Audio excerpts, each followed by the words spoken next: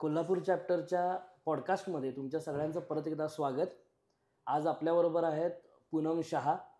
कोल्हापूर चॅप्टरची माई अशी त्यांची ओळख आहे आणि त्यांच्या घरी आलेला कुठलाही माणूस हा रिकाम्या पोटानं बाहेर जात नाही, असा मागचा कित्येक वर्षांचा अनेक मेंबर्सचा अनुभव आहे.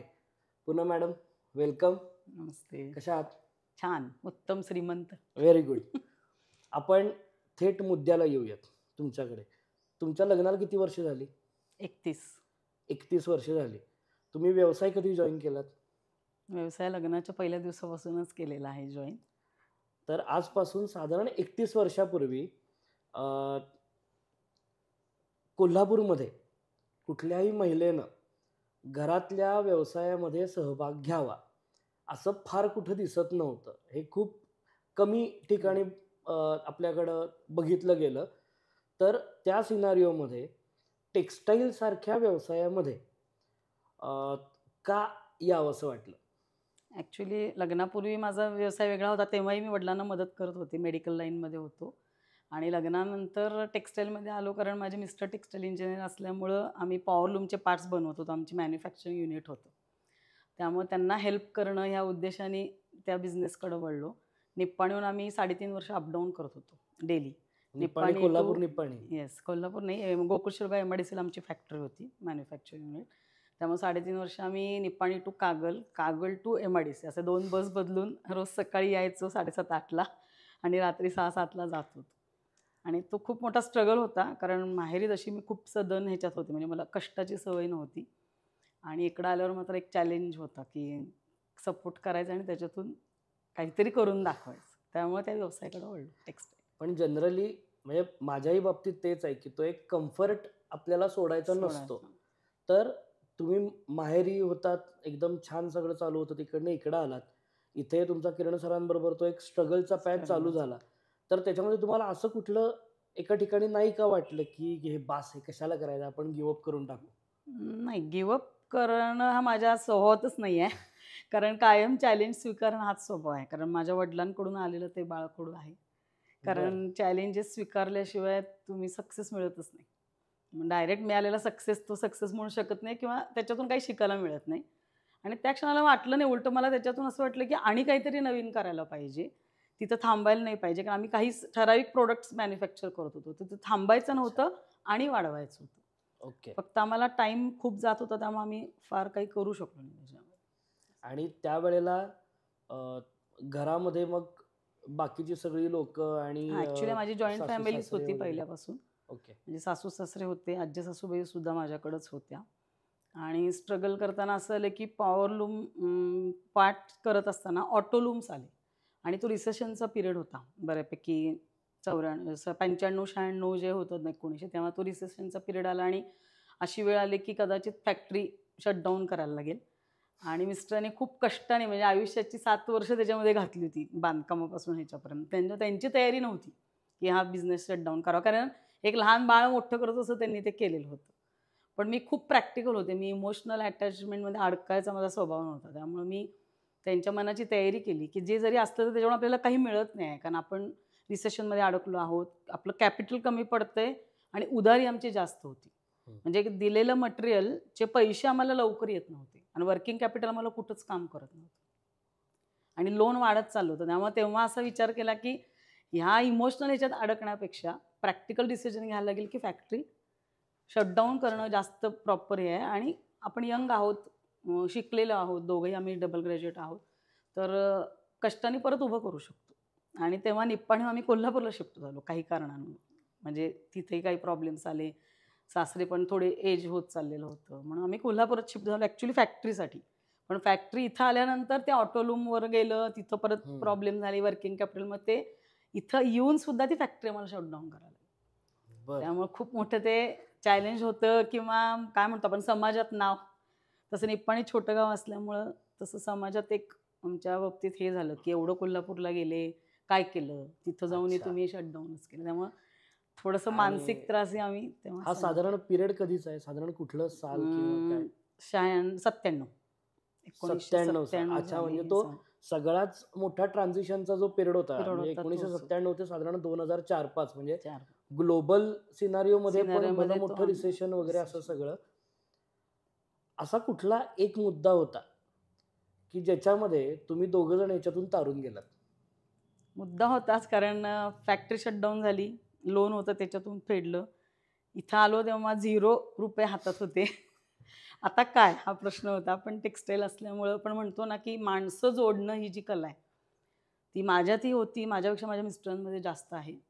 त्यांचे जे मित्र होते व्यावसायिक, म्हणजे पहिल्यापासून कॉलेजमधले, ते टेक्स्टाईल इंडस्ट्रीशी रिलेटेड होते. मग ते सोलापूरला त्यांचे जे फ्रेंड्स होते, त्यांनी त्यांना आयडिया दिली, की ह्याच्यातून मागं येऊ नकोस तू. आम्ही तुला उधारीने माल देतो बर. आणि तू हॉटेल इंडस्ट्रीला बिझनेस सुरू कर आणि तो माल विकून झाला, पैसे आले की तू आम्हाला पैसे दे. क्या बात. म्हणजे ही जी मैत्री होती तेव्हा तिथं कळलं की मैत्रीचं महत्त्व काय आहे. कारण मुलींचं कसं असतं, लग्न झाल्यावर मैत्री मागं पडती. हम्म. मुलांचं तसं होत नाही. ती कुठं ना कुठंतरी, माझंही सर्कल खूप होतं, पण मिस्टरांचं जे तिथं लगेच आम्हाला यूज झालं. फॅमिली नो डाऊट कायम पाठीशी होती. माझ्या माहेरची फॅमिली असू दे, फर्स्ट रिलेशन किंवा सासरची, सगळे आमच्या पाठीशी उभे होते. पण तेव्हा गरज होती की पैसे कुणाकडून घ्यायचे नव्हते, कारण पैसे सगळ्यांच्याकडेच होते. माझ्या इकडं म्हणजे सासरी फर्स्ट रिलेशनवाल्यांच्याकडून भरपूर होते, माहेरी वडिलांकडे भरपूर होते. खरं एक आपण म्हणतो ना स्वाभिमान, की कुणाकडून न घेता करायचं आहे दोघांना, तर काय करायचं. मग खरं मित्रांनी अशी मदत केल्यामुळे आम्ही काय झालो, थोडंसं रिलॅक्स माइंडने करू शकलो. म्हणजे बर्डन आम्हाला घ्यायला लागलं नाही की कुणाचे तरी पैसे घेतोय आणि देतोय. त्यामुळे आम्ही ते चॅलेंज घेतलं आणि त्या मित्रांनी आम्हाला खूप मदत केली. मग आज तागत त्या 2 मित्रांना आम्ही एवढे मानतो की त्यांच्यामुळे आमच्या आयुष्याचं पूर्ण टर्निंग पॉईंट. त्या फेज मधली पहिली मोठी ऑर्डर आठवतीये का? हो, पहिली हॉटेल आमची हॉटेल ओप्पलची पहिली ऑर्डर आहे आणि बर. सांगायला आनंद होतोय की आज 25व्या वर्षी पण आम्ही ओप्पलला सप्लाय करतो. 25 वर्ष तो सलग तुमचा सलग आहे. एकही ऑर्डर सिंगल आमची बाहेर गेलेली नाही हॉटेल ओप्पलची. बर. आता यातला मी जसं बोलू तसे मला प्रश्न याच्यातून सुचतील. 25 वर्ष क्लायंट मेंटेन कसा करायचा? माणुसकी. तुम्ही चांगलं वागला, ॲटोमॅटिक चांगली सर्व्हिस. कारण कधी सुरुवातीला प्रॉब्लेम्स येत होते, कारण आम्हालाही क्वालिटी कंट्रोल करताना किंवा अनुभव येत होते, कारण सगळंच नवीन होतं आमच्यासाठी हॉटेल इंडस्ट्री. तर त्याच्यातून त्यांच्या रिक्वायरमेंट आम्ही नाही फुलफिल करू शकलो, तर आम्हाला कळत होतं की नाही ह्याच्याऐवजी हे द्यायला पाहिजे किंवा हे चुकते, काहीतरी करायला पाहिजे. मग त्याच्यातून आमच्या लक्षात आल्यावर की नाही, आपण जर होम डिलेवरी दिली किंवा एखाद्याचा फॉल्टी पीस निघाला तर त्याला काही न बोलता परत त्याला ती सर्व्हिस दिली. ओके. जर आपण नाव गुडविल जर तयार केलं तर ते ॲटोमॅटिक आपल्याकडे राहतील, ते दुसरीकडे जाणार नाही. हे आम्ही हेरलं. आणि मग आम्ही कोल्हापूर आणि गोवा मार्केट आम्ही तेव्हा ॲक्च्युली सुरू केलं. गोव्याला म्हणजे आम्ही प्रत्येक हॉटेलमध्ये दोघं फिरत होतो. आमच्याकडे कार पण नव्हती. माझ्या भावाने बरं. त्याची कार आम्हाला दिली 4 दिवस. त्या कारमधून आम्ही सगळीकडे फिरलो आणि लिटरली प्रत्येक दारात जाऊन असं फिरून कार्ड्स दिले आणि मग आम्हाला तिथून सुरू झाले. क्या बात आहे. तुमच्याकडे कामाचं विभाजन कसं आहे, तुम्ही आणि किरण सर? हां, ॲक्च्युली होलसेल जास्त किरण सर बघतात, कारण आम्ही ॲक्च्युली 3 व्हर्टिकलमध्ये काम करतो. एक हॉटेल इंडस्ट्री, हॉस्पिटल इंडस्ट्री आणि रिटेल. तर हॉटेल इंडस्ट्री आणि हॉस्पिटल इंडस्ट्रीमध्ये मार्केटिंग विभाग आणि पर्चेसिंग सगळं किरण सर बघतात. रिटेलमधलं पर्चेसिंग, मार्केटिंग सगळं मी बघते आणि होलसेलचं बॅकअप पण मी पूर्ण बघते. म्हणजे मला होलसेलमधलं सगळं नॉलेज आहे. रिटेलमधलं किरण सरांना तेवढं नाही, कारण ते पूर्ण मार्केटिंग आणि ह्याच्यावर जास्त काम करतात. पण मी तिन्ही इंडस्ट्रीमध्ये मी फुल फ्लेज काम करू शकते. क्या बात आहे. आणि आता साधारण किती राज्यांमध्ये तुम्ही हातपाय पसरलेत? तसं तर ऑल ओव्हर इंडिया जातोय मटेरियल, कारण माझं रिटेल बऱ्यापैकी इंडियाच्या बाहेरही देते मी. म्हणजे अमेरिकेला गेलेलं आहे, साऊथ आफ्रिकेला गेलेलं आहे माझं मटेरियल, लंडनला गेलेलं आहे. आणि होलसेलमध्ये म्हटलं तर कर्नाटक, महाराष्ट्र, गोवा तिन्ही स्टेटला हॉटेल्स आणि त्या याच्यामध्ये. आता साधारण 1997 ते आत्तापर्यंत असं आपण म्हणू की ती जी सगळी फेज होती त्याच्यामध्ये अशी कुठली लोक आहेत की ज्यांच्यामुळे तुम्हाला वाटलं की आपण हे अजून वाढवू शकतो, आपण अजून हे मोठं करू शकतो किंवा आपण गिवअप नाही करू शकत, की ज्याच्यामध्ये त्या लोकांनी तुम्हाला इन्स्पायर केलं, त्या लोकांनी तुम्हाला स्वप्न बघायला शिकवली? इन्स्पायर म्हणलं तर ॲक्च्युली कसं आहे, किरणचे एक मित्र आहेत गोव्याचे, झांटे म्हणून. तेव्हा गोवा मार्केट आम्ही जेव्हा सेट करायला गेलो ना, आम्हाला खूप चॅलेंजेस होते, कारण तिथं कुठलंच हॉटेलवाला आम्हाला उभं करून घेतलं नसतं, कारण आम्हाला कोणी ओळखत नव्हतं. पण झांटेंची म्हणजे कॉलेजमध्ये असताना मुंबईत त्यांची ओळख होती. आम्ही गोव्यात गेलो, त्यांना म्हणजे डिक्शनरीमध्ये हुडकून त्यांचा फोन नंबर हुडकून फोन केला.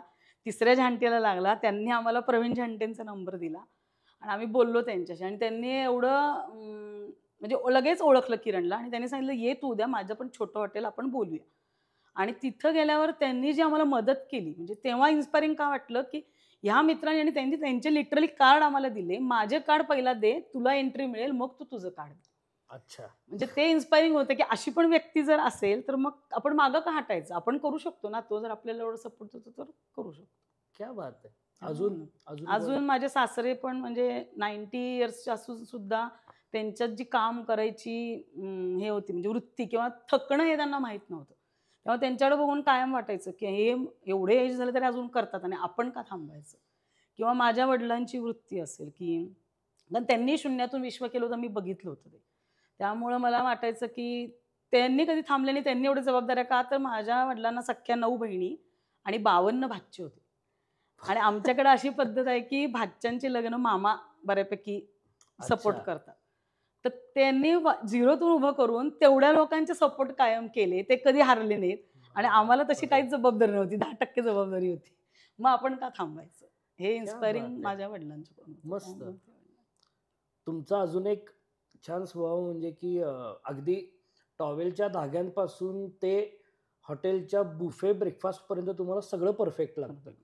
तुमचे हिशोब असू दे, त्याचा आम्हालाही त्रास झालेला आहे, नाही असं नाही, पण या सगळ्या गोष्टी परफेक्ट तुम्हाला लागतात. ही परफेक्शनची सवय तुम्हाला कुठून मिळाली? वडील हे माझे आदर्शच आहेत. कारण आज 88 वर्षी सुद्धा त्यांच्या टेबलजवळ त्यांची डायरी आहे. तुम्ही 10 वर्षापूर्वीचा जरी हिशोब मागितला तरी ते तुम्हाला देतील. आणि त्यांनी लहानपणापासून आम्हाला एक सवय लावली होती की घरात पाहुणा जरी येणार असेल किंवा तुम्ही कुठं चाललाय तर पेन डायरीवर ते लिहून घ्यायचं किंवा आज पाहुणा येणार आहे, मेनू काय करायचा आहे, तर घरात वस्तू ह्या आहेत का, तो मेनू लिहायचा, त्याच्या वस्तू आहेत का, नसतील तर त्याची लिस्ट करायची आणि ती वस्तू घेऊन यायची. ती सवय जी होती ती आजही तेव्हा राग यायचा कारण वडील कटकट करतात की सारखं काय आम्हाला लिस्ट करायला लावताय. पण लग्न झाले आणि तिसऱ्याच वर्षी माझ्या लक्षात आलं की ती जी सवय होती त्याने मला तारलंय. म्हणजे मी एवढं फाईट करू शकले, स्ट्रगल करू शकले आयुष्यात. नाहीतर सोपं नव्हतं जर मी त्याच मार्गाने म्हणजे येते ते आपण म्हणतो ना गदामजुरी केल्यासारखं मग मीही केलं असतं. पण त्यांच्या त्या संस्कारामुळे मी ते करू शकले. क्या बात. आणि तुम्ही सॅटर्डे क्लबमध्ये कधी आलात? क्लबमध्ये मी 2019ला आले. कोणी आणलं? मला कविता कडेकर मॅडम, केटरी हॉटेल त्यांनी मला इन्व्हॉल्व करून. म्हणजे आता 19, 20, 21, 22, 23, 24 5 वर्ष झाली. 5-6 वर्ष झाली आहेत. प्री सॅटर्डे क्लब आणि पोस्ट सॅटर्डे क्लब, तुम्ही तुमचं व्यक्तिमत्व आणि तुमचा व्यवसाय याच्याबद्दल तुम्ही काय सांगाल? ॲक्च्युली सॅटर्डे क्लबच्या पहिला व्यवसायात होतेच कारण आमचं गुजराती घराणं असल्यामुळं मुळात जीन्समध्ये व्यवसाय असतो. त्यामुळं तो करत होतो चांगल्या रीते, सगळं चालू होतं. पण सॅटर्डे क्लबमध्ये जेव्हा आले ना तेव्हा लक्षात आलं की आपण खूप मागं आहोत. अजून बरंच काही करू शकतो या व्यवसायामध्ये पडण्यासाठी. कारण डिजिटल मार्केटिंग असते किंवा नवीन जमान्याप्रमाणे आपण टेक्नोसॉव्ही व्हायला पाहिजे. काहीच येत नव्हतं, ब्लँक होते. ते सगळं शिकले किंवा सगळे तुमच्यासारखे म्हणजे कलिग्स असेल त्यांच्याकडून शिकायला मिळालं. त्यामुळे तो वाढला. त्याच्यातून बिझनेस कसं आम्ही जे ठरलेलं होतं त्या भागातच आमचं चाललेलं होतं. पण तिथं आल्यावर असं लक्षात आलं की नाही बाहेर पण तेवढं पोटेन्शियल आहे. आपण बाहेर जायला पाहिजे किंवा अजून काही करायला पाहिजे. तर प्रत्येक व्यक्ती आता आयुष्यात बरेच जण आले. तर त्यांच्या कुणाकडून तरी काहीतरी शिकायला मिळालं. आणि माझ्या घरात ओपन होतं त्यामुळे मी काम करत होते सगळ्यांच्याकडून. पुरुषांच्या बरोबरीनं बसून जे कॉर्पोरेट लेवलला काम करणं हे मी सॅटर्डे क्लबमध्ये शिकले. क्या बात आहे. कारण आमच्याकडं कसं असतं मुळात स्त्रियांना थोडा स्कोप कमी असतो. पण आमच्याकडं रिलेशन म्हणजे चांगलं होतं फॅमिली त्यामुळे दिलं. पण तसं एवढं लगेच आमच्याकडं सोपं नाही आहे की पुरुषांच्या बरोबरीनं काम करणं किंवा आणणं. पण क्लबमुळं मी ॲटोमॅटिक शिकले की त्यांच्याकडून आपल्याला काहीतरी शिकण्यासारखं आहे किंवा रिस्पेक्ट कसा द्यावा किंवा आपण काय त्यांच्यासाठी करू शकतो हे सगळं. आणि एक नवीन फॅमिली मला मिळाली. म्हणजे माझं कुटुंब खूप मोठं आहे किंवा सर्कल खूप मोठं आहे. पण ही जी आपुलकीची माणसं जी मला मिळाली ना 5 वर्षात ती खरंच खूपच चांगली. म्हणजे आता त्यांच्याशिवाय अवघड असं झालेलं आहे. मस्त. हा तुमचा प्रवास हा खूप खूप छान आहे. या सगळ्या याच्यामध्ये अजून एक मला तुम्हाला असं विचारावं असं वाटतं की प्रत्येकाला असं वाटतं की आपण काहीतरी लिगसी मागं ठेवणार आहोत. कारण की प्रत्येकाचं ते काम असतं, हे असतं. तुम्हाला आणि किरण सरांना लोकांनी कसं लक्षात ठेवावं असं तुम्हाला वाटतं? मदत. आयुष्यभर मदत करत राहणे, कुठलीही त्याची रिटर्न अपेक्षा नाही. त्यांचाही स्वभाव तोच आहे, माझाही तोच आहे. त्यामुळे आम्ही कुणालाही मदत केल्यानंतर नंतर त्याचा हिशोब कधीच घालत नाही. मदत केली, संपलं, आपल्याला समाधान वाटलं ना. पुढचं पुढं. त्यामुळे Great. जोपर्यंत आपण आहे तोपर्यंत सगळ्यांना मदत करा, म्हणजे कुठल्याही स्वरूपात असू दे, मग ते फिजिकल असू दे, पैशाने असू दे, मेंटली असू दे, ते करत राहणार. मस्त. शेवटचा प्रश्न. सगळ्यांकडे 24 तास आहेत.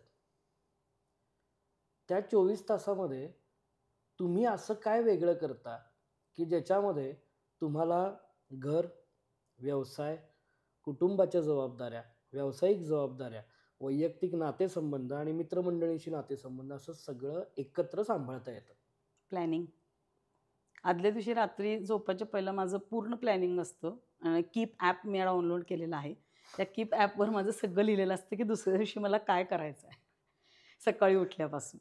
म्हणजे ब्रेकफास्टच्या मेनूपासून माझं बऱ्यापैकी ते प्लॅन आउट झालेला असतो.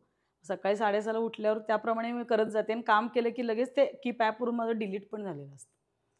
त्यामुळे तो प्लॅन केला तरच मी एवढं करू शकते. म्हणजे मल्टीटास्किंग करू शकते, कारण ते आहे. कारण माझे जेवढे ग्रुप आहेत त्यांच्याशी माझे रिलेशन कंटिन्यू आहेत. म्हणजे मी इकडं आले म्हणून तिकडचं विसरले असं पण नाही आहे. त्यामुळे तेही करू शकते. फक्त त्याला प्लॅनिंग एकच उत्तर आहे. प्रॉपर प्लॅनिंग केलं तर मी आरामात, म्हणजे सकाळी 7:30 ते 9 नॉनस्टॉप काम करते. म्हणजे मला ना दुपारी झोपायची सवय आहे किंवा रिलॅक्स, तेवढं मी फ्रेश राहून करू शकते. बरं. हे सगळ्यांनी मला वाटतं शिकावं असं काहीतरी आहे. पुन्हा मॅडम थँक्यू. मला असं खूप मनापासून सांगावं असं वाटतं की ही महाराष्ट्राची भूमी कर्मभूमी म्हणून निवडली आणि व्यवसाय हीच जात, व्यवसाय हाच पंथ असं म्हणून हे दोघंही जण प्रचंड काम करतात. तुमच्यापैकी अनेकांची यांची भेट झाली असेल, नसेल तर नक्की घ्या. खूप गोष्टी छान आहेत. जेवण घरी उत्तम असतं.